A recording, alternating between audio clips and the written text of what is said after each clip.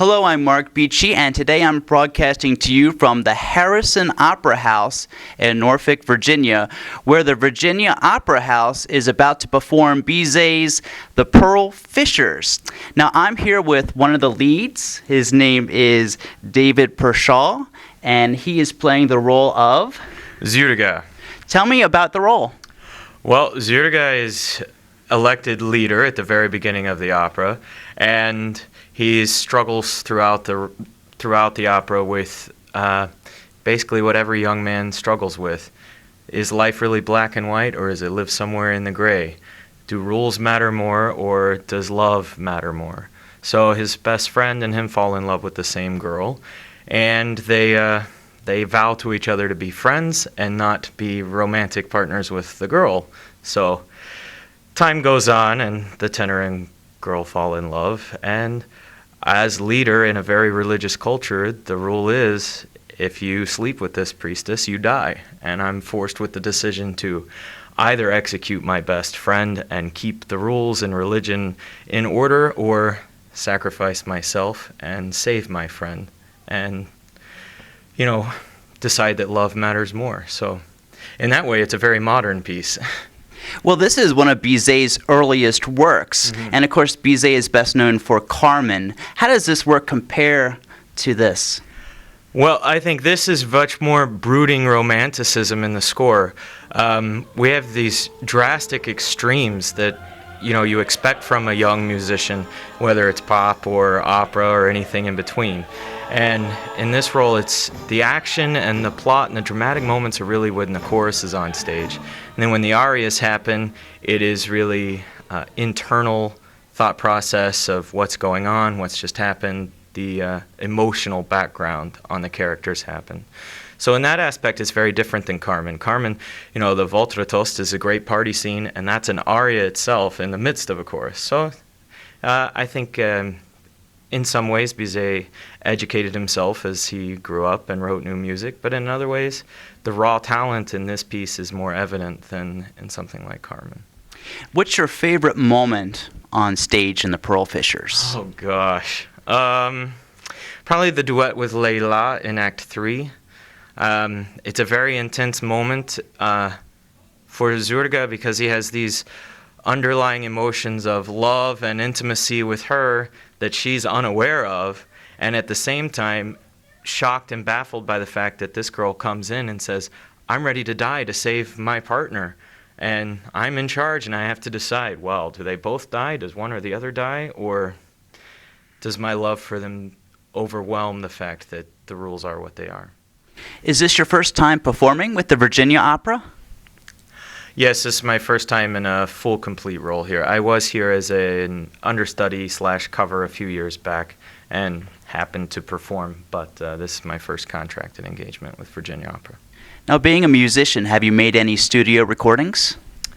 Not studio recordings. The recordings these days are mostly done as live performance recordings, so I have a few of those that are in process coming out. They were made in conjunction with the Beethoven Easter Festival in Poland. The shows were Maria Padilla and L'amore dei tre re.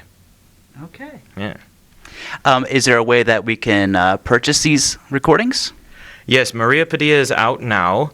L'amore dei tre re, we just finished the performance this April, so it'll take about a year before the CD is produced and marketed, so you can look for them soon. Okay. Now, we live in a day and age where people love vocal competitions like American Idol and The Voice. Yeah. Have you ever performed in a vocal competition, and can you talk about that? Oh, sure. Not American Idol or The Voice, but there are plenty of operatic vocal competitions that I have performed in, and they're an important experience for two reasons.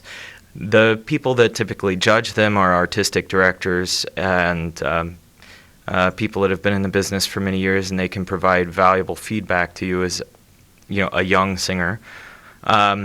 Or they can also provide you with employment from hearing you. So that's helpful in many ways. Sure. But competitions are stressful, It's just you, and you have to own it. That's my opinion about it. It's stressful. What makes you such a good competitor? What are your strengths? Well, I try to go in and instead of it being this formal stand and sing your piece, I find it best to walk in and pretend that you're actually there in the moment in a full production, because lights, costumes, these can add a lot to your performance.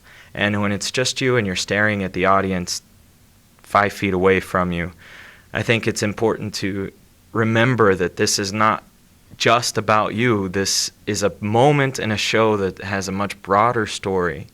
And if you can convince the audience about that broader story in the 5 minutes that you have on the stage in a competition, you have something there.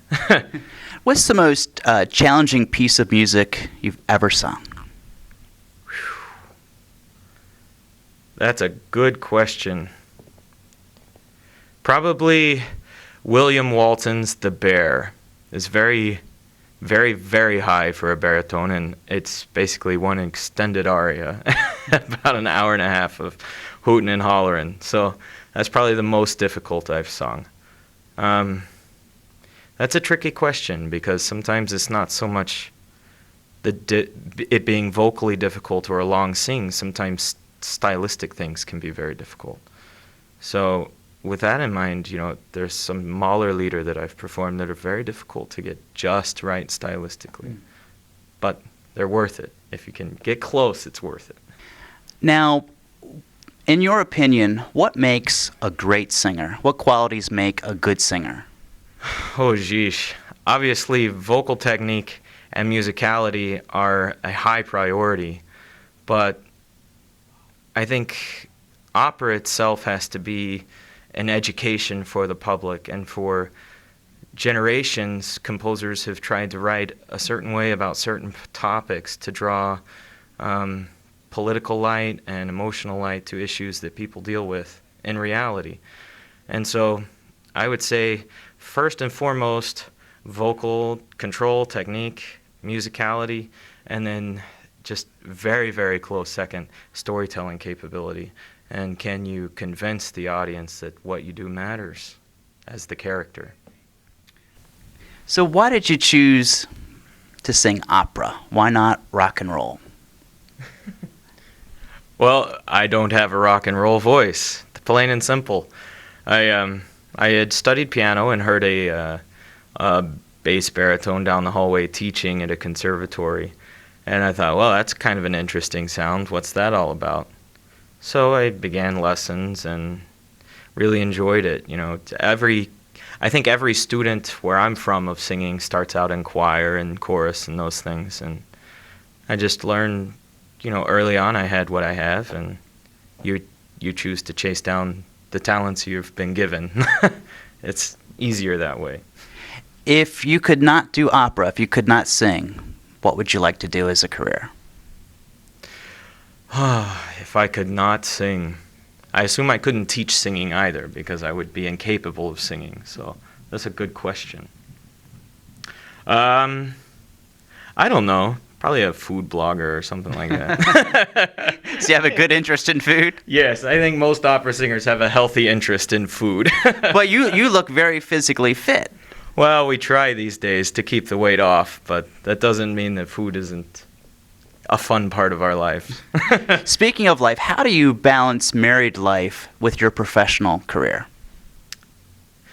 Well, to me, that's kind of an interesting question. Married life, that's really my life. My job is just a job. I sing opera. I am not an opera singer. So to me, they don't really compete. If we have to be away from each other, we have to be away. But, when you're off the stage, you're a human being first. What do you want audiences to walk away with your performance? I hope that in today's audience and today's political climate of, does our modern religion matter more, or does love in any form matter more? I hope that people come and see this opera and they stop and think that really what we're in today is a culture that says certain loves are not okay and certain loves are. And, what's the highest moral good that we can do? Is it to just follow a set of rules for the sake of following a set of rules? Or are we really willing to put it on the line and say, what is right, and I know it for myself, and I'm going to do what I can to affect a good, positive change. I hope people walk away from this show with that. For more information about the Pearl Fishers, visit www.baopera.org.